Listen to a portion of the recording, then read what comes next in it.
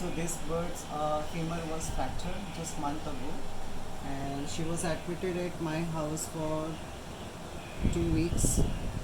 And now you see the leg is completely, the femur has, see here was a fracture at the femur. It is healed, the fracture is healed now. She can use her leg, but she cannot use it properly because leg was splinted for many days. So after 15 days you're gonna do the physiotherapy.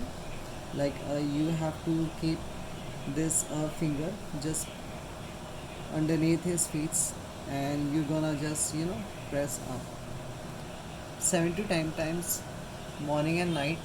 Okay, Okay. then you have to do reverse and forward cycling therapy for Yes. at least for 3 weeks, and she'll be fine. She is a cat, and that is, you can stop her. That's it.